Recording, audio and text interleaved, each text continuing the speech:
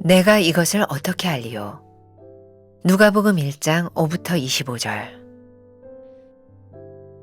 유대왕 헤롯 때에 아비야 반열의 제사장 한 사람이 있었으니 이름은 사가랴요. 그의 아내는 아론의 자손이니 이름은 엘리사벳이라. 이 두 사람이 하나님 앞에 의인이니 주의 모든 계명과 규례대로 흠이 없이 행하더라. 엘리사벳이 잉태를 못함으로 그들에게 자식이 없고 두 사람의 나이가 많더라. 마침 사가랴가 그 반열의 차례대로 하나님 앞에서 제사장의 직무를 행할세. 제사장의 전례를 따라 제비를 뽑아 주의 성전에 들어가 분향하고 모든 백성은 그 분향하는 시간에 밖에서 기도하더니 주의 사자가 그에게 나타나 향단 우편에 선지라. 사가랴가 보고 놀라며 무서워하니 천사가 그에게 이르되 사가랴여 무서워하지 말라. 너의 간구함이 들린지라. 내 아내 엘리사벳이 내게 아들을 낳아주리니 그 이름을 요한이라 하라. 너도 기뻐하고 즐거워할 것이요 많은 사람도 그의 태어남을 기뻐하리니 이는 그가 주 앞에 큰 자가 되며 포도주나 독한 술을 마시지 아니하며 모태로부터 성령의 충만함을 받아 이스라엘 자손을 주 곧 그들의 하나님께로 많이 돌아오게 하겠습니다. 그가 또 엘리야의 심령과 능력으로 주 앞에 먼저 와서 아버지의 마음을 자식에게 거스르는 자를 의인의 슬기에 돌아오게 하고 주를 위하여 세운 백성을 준비하리라. 사가랴가 천사에게 이르되 내가 이것을 어떻게 알리요? 내가 늙고 아내도 나이가 많으니이다. 천사가 대답하여 이르되 나는 하나님 앞에 서 있는 가브리엘이라. 이 좋은 소식을 전하여 내게 말하라고 보내심을 받았노라. 보라, 이 일이 되는 날까지 내가 말 못하는 자가 되어 능히 말을 못하리니 이는 내가 내 말을 믿지 아니함이거니와 때가 이르면 내 말이 이루어지리라 하더라. 백성들이 사가랴를 기다리며 그가 성전 안에서 지체함을 이상히 여기더라. 그가 나와서 그들에게 말을 못하니 백성들이 그가 성전 안에서 환상을 본 줄 알았더라. 그가 몸짓으로 뜻을 표시하며 그냥 말 못하는 대로 있더니 그 직무의 날이 다 되매 집으로 돌아가니라. 이후에 그의 아내 엘리사벳이 잉태하고 5달 동안 숨어 있으며 이르되 주께서 나를 돌보시는 날에 사람들 앞에서 내 부끄러움을 없게 하시려고 이렇게 행하심이라 하더라. 사가랴는 부족한 것이 없는 인물이었습니다. 좋은 가문 출신의 제사장으로 학문과 종교와 권력의 중심에 서 있던 사람입니다. 사가랴와 엘리사벳은 계명과 규례대로 행했으며 하나님 앞에 의인이라 인정받았습니다. 그러나 두 사람에게는 아이가 없었습니다. 백성 앞에서는 제사장으로서 부림은 상당히 큰 결핍과 아픔이었을 것입니다. 엘리사벳은 더 이상 임신과 출산을 바랄 수 없는 나이였습니다. 하나님은 열릴 수 없는 두 태를 여셨습니다.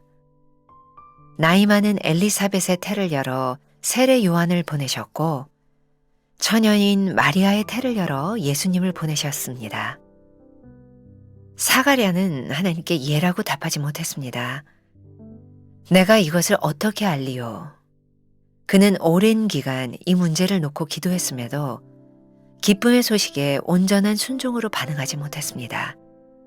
그 결과 세례 요한이 태어나기까지 사가랴는 말을 하지 못합니다. 사가랴는 아는 것도 많고 경험도 많은 사람이었습니다. 그는 전체 계획을 상세히 알고 싶어 했습니다. 그래서 하나님의 완벽한 계획이 펼쳐질 때까지 9달 동안 입을 다문 채 기다릴 수밖에 없었습니다. 누가 하나님께 예라고 답하며 순종할 수 있을까요? 믿는 자가 순종할 수 있습니다. 누가는 연륜 있는 사가랴와 소녀 마리아를 비교하며 묵상하게 합니다. 하나님의 뜻을 구하는 것과 뜻대로 행하는 것은 별개입니다. 믿음은 합리적 이성과 상식에 의한 확신이 아닙니다. 하나님에 대한 신뢰이며 확신입니다. 하나님의 구원 역사는 오직 주님의 능력으로만 시작됩니다. 인간이 할 일은 예로 순종하는 것뿐입니다. 나는 하나님의 뜻에 예로 답하고 있습니까? 예라고 답하지 못하는 이유는 무엇입니까? 순종 외에 다른 방법이 있습니까? 오늘은 12월 13일입니다. 내가 이것을 어떻게 알리요? 자, 오늘 말씀 역시 크리스마스 때가 되면 많은 사람들에게 읽히는 구절 중에 하나죠. 그런데 오늘 이 말씀은 어떤 분들에게는 생소할 수도 있을 것 같아요. 대개 마리아와 요셉에 대한 이야기들이 많이 나오는데 오늘 말씀은 제사장이었던 사가랴와 그리고 그의 아내였던 엘리사벳에 대한 이야기가 나오고 있습니다. 사가랴와 엘리사벳 두 사람은 하나님 앞에 기도하며 자식을 가지기를 원했지만 나이가 들어 오랜 세월이 지났지만 아이가 없었어요. 여기에서 태어난 아이가 세례 요한, 예수님의 친척이었던 세례 요한이라는 것을 또 알고 있는 분도 있을 것 같아요. 엘리사벳은 더 이상 임신과 출산을 바랄 수 없는 그런 나이였고 하나님께서는 그런데 불가능한 그들에게 태문을 열어주셨어요. 오늘 이 말씀 가운데 보니까 예수님이 나실 때 불가능한 두 가지의 사건이 일어나고 있는 거죠. 하나는 엘리사벳과 사가랴를 통해서 이미 인간의 가능성이 끊어진 곳에서 태문을 여시는 하나님, 또 마리아를 통해서는 인간적인 방법, 자연의 순리를 벗어난 하나님의 역사로 동정녀를 통하여 예수님이 나오시는 그런 두 가지의 사건이 동시에 나오고 있어요. 흥미로운 것은 사가랴와 엘리사벳이 그렇게 하나님께 기도하고 바랬던 그 아들을 하나님께서 주셨지만 하나님께서 허락하신 그 자식에 대하여 그 하나님의 은혜와 축복에 대하여 예로 쉽게 대답하지 못했다는 거죠. 오늘 말씀의 핵심은 이 엘리사벳과 사가랴에게 있었던 일과 그리고 마리아에게 일어났던 일 가운데서 한 사람은 순종하며 기쁨으로 그 아들을 받고 하나는 주저주저했던 그 모습들을 우리들에게 보여주고 있어요. 자, 오늘 말씀을 또 시작하면서 제가 2017년, 꽤 오래전이죠. 제가 페이스북에 오스왈드 챔버스의 순종의 길을 읽고 짧게 썼던 글이 있는데 한번 읽어드릴게요. 오스왈드 챔버스가 미술 학도로 에딘버러에서 공부하고 있을 때였습니다. 미술로 하나님께 영광을 돌리고 싶다는 소원을 가지고 기도했지만 하나님은 그에게 응답하지 않으셨습니다. 응답이 없어 답답해하던 어느 날 하나님께서 말씀하셨습니다. 나는 내가 섬기기를 원한다. 그러나 나는 너 없이도 할 수 있다. 그의 인생을 바꿔놓았던 순간이었습니다. 기도는 내가 원하는 것으로 섬기기를 원하거나 나의 계획을 하나님께 구하는 것이 아니라 전적인 순종으로 하나님께 쓰임받는 것이라는 사실을 깨닫게 된 것이죠. 하나님께 대한 전적인 신뢰와 순종의 길로 그의 여정이 시작된 것입니다. 오늘 새벽 교인들과 말씀을 나누며 이렇게 기도하자고 했습니다. 기도하는 것이 잘못된 것은 아니지만 나의 목적과 계획을 가지고 하나님을 밀어붙이고 있는 것은 아닌지, 순종은 기도의 시간에 있는 것이 아니라 하나님을 전적으로 신뢰하려는 마음에서 시작된다는 것을 말입니다. 우리의 인생의 끝에서 아쉽다라고 생각하는 것은 대부분 하나님 때문이 아니라 우리가 하고 싶은 것을 하지 못할 때인 것 같습니다. 내가 아쉽게 생각하는 인생을 하나님께서도 아쉽다고 생각하실까요? 우리의 인생을 길이가 아닌 쓰임으로 바라보는 하루가 되기를. 굉장히 흥미롭잖아요. 엘리사벳과 사가랴, 그들이 그렇게 원했던 그 일, 그런데 하나님께서 역사하실 때 그렇게 기도했는데도 전적으로 하나님을 신뢰하는 믿음이 없을 때에 하나님의 역사와 하나님의 계획을 받아들이기가 쉽지 않다는 것이죠. 오늘 이 말씀이 저와 여러분들에게 큰 도전이 됩니다. 우리는 참 많이 기도합니다. 우리들이 원하는 것들이 참 많습니다. 그러나 막상 하나님께서 우리들 가운데 역사하실 때에 우리들이 믿음의 눈을 가지고 그것을 받아들일 수 있는 용기와 하나님께 대한 신뢰가 우리들에게 있는가. 그래서 오늘 책 두 번째 문단에 보면 사가랴는 하나님께 예라고 답하지 못했습니다. 내가 이것을 어떻게 알리요? 그는 오랜 기간 그의 인생의 문제를 놓고 기도했음에도 불구하고 기쁨의 소식에 온전히 순종으로 반응하지 못했다는 거예요. 그래서 그는 세례 요한이 이 세상에 태어날 때까지 말을 하지 못했습니다. 하나님께서 그의 입을 닫으셨어요. 그는 완벽한 하나님의 계획을 즐기지 못하고 기뻐하지 못하고 9달 동안 입을 다문 채 기다릴 수밖에 없었어요.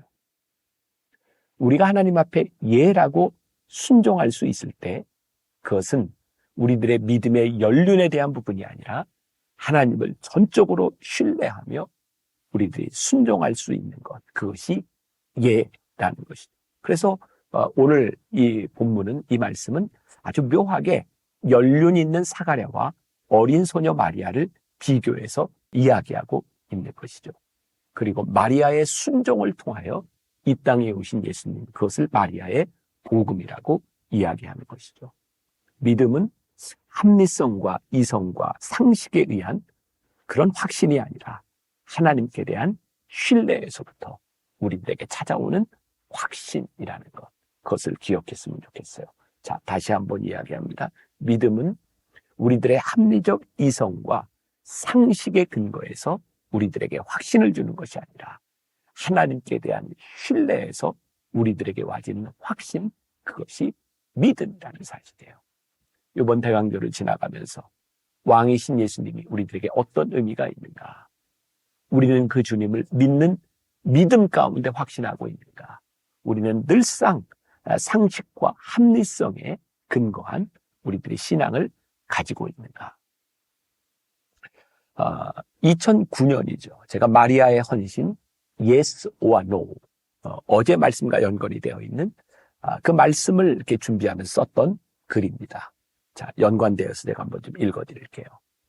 누가복음 1장 38절, 마리아가 이르되 주의 여종이오니 말씀대로 내게 이루어지다음에 천사가 떠나가니라. 마리아의 영성각기라는 책에서 조안나 위버는 이 상황을 이렇게 설명하고 있습니다. 마리아는 충분히 이해하지 못했지만 특별한 일 앞에서 예라고 자원하여 대답합니다. 그리고 9달 동안 하나님의 부드러운 손길 안에서 편안히 지냈습니다. 세상 경험이 많고 현실적이었던 사가랴는 상세한 전체 계획을 알고 싶어 했습니다. 그래서 그는 9달 동안 입을 다문 채 하나님의 완벽한 계획이 펼쳐질 때까지 기다릴 수밖에 없었습니다. 아주 중요한 점을 하나 지적하고 싶습니다. 하나님의 뜻을 원하는 것과 그 뜻을 행하는 것은 별개의 것이라는 사실입니다. 인간의 마음에는 자기만의 이기적인 욕구와 합리적 이성 가운데서 이해되어야 받아들일 수 있다는 생각이 자리 잡고 있습니다. 솔직하게 말해서 우리에게 이해되지 않는 것을 하나님의 뜻으로 받아들이는 것이 힘들죠. 결국 우리들이 하나님을 믿는다고 하면서도 하나님께 순종하기를 원한다고 하면서도 착각하고 있는 것이 있습니다. 사실은 나의 뜻이 이루어지는 것을 하나님의 뜻이 이루어진다고 착각하고 나의 뜻이 이루어지지 않는 것을 하나님의 뜻이 이루어지지 않는다고 불평합니다. 그래서 평안함과 기쁨을 누리지 못합니다. 오늘 우리들에게 주시는 가장 강력한 도전은 하나님의 부르심 앞에서 예스라고 대답하며 누릴 수 있는 평안함들이 무엇이냐는 것이죠. 지금 이 순간에도 우리들에게는 수없이 많은 yes or no의 선택이 있지 않습니까? 마리아에게 있어서 yes가 쉬운 일은 아니었습니다. 그 대답 때문에 치러야 하는 대가가 많았기 때문이죠. 먼저 그녀가 하나님의 뜻을 따름으로 인해 겪어야 하는 일들을 상상해 보세요. 약혼자인 요셉에게 무엇이라 말해야 할지, 그리고 그러한 결과가 자신에게 가져올 평판, 사람들의 의구심과 눈총을 어떻게 감당해야 할지. 그럼에도 불구하고 그녀는 이렇게 대답합니다. 주의 여종이오니 말씀대로 내게 이루어지이다. 오늘 이 말씀을 통하여 혹시 여러분들이 사가랴와 같은 사람은 아닌지, 혹은 우리는 마리아의 길을 가고 싶어 하는지 우리의 믿음을 생각하고 적용해 보았으면 좋겠어요. 오늘 하나님께서 우리들에게 명확하게 말씀하시고 이것이 하나님의 말씀이다라고 우리들에게 확신을 주실 때, 예, 제가 순종하겠습니다. 이 마리아의 모습을 볼 수 있으면 좋겠다라는 생각이 듭니다. 그런 찬양이 있죠. 이 눈에 아무 증거 아니 배어도 믿음만을 가지고서 늘 걸으며 이 귀에 아무 소리 아니 들려도 하나님의 약속 위에 서리라. 우리가 참 쉽게 불렀던 찬송인데, 이 찬송 부르는 게 참 쉬운 일이 아니구나. 내 눈에 아무 증거 아니 되어도 어떻게 우리들이 믿음으로 살아갈 수 있을까? 이 귀에 아무 소리 아니 들려도 어떻게 우리들이 하나님의 약속을 붙들고 살 수 있을까? 사가랴도 마리아도 아직 이루어지지 않는 일 가운데서 그들이 장차 낳게 될 세례 요한과 예수님을 바라보며 한 사람은 이해하지 못했고 한 사람은 예스하며 그 시간들을 지나갔어요. 조한나 위버는 마리아의 마음 갖기라는 책에서 그렇게 이야기하고 있죠.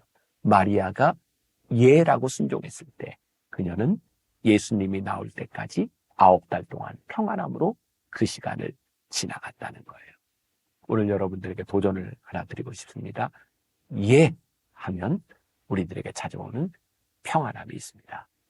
하나님의 계획이 무엇인지 우리들이 다 이해하지 못하지만 예 하는 그 순간부터 우리는 하나님의 계획을 기대하며 살아갈 수 있습니다. 오늘 여러분들의 삶에 하나님의 계획이 무엇인지 내가 다 이해하지 못해도 예, 나에게서 하나님의 뜻이 이루어지기를 소원합니다. 이 믿음으로 이 대강절을 잘 지나갈 수 있는 여러분들이 되었으면 좋겠습니다. 기도하겠습니다. 오늘 사가랴를 통해 마리아를 통해 우리들에게 주시는 도전이 있습니다. 똑같이 하나님의 뜻이 이루어지고 있음에도 불구하고 믿음으로 이해할 수 있는가? 이해라는 대답이 쉽지 않지만 믿음으로 순종하는 순간 우리들에게 찾아오는 평안함을 고백하고 간증할 수 있는 사람들이 되었으면 좋겠습니다. 이번 대강절이 우리들에게 그런 시간, 그런 기간이 되게 하여 주옵소서. 예수님의 이름으로 기도했습니다. 아멘.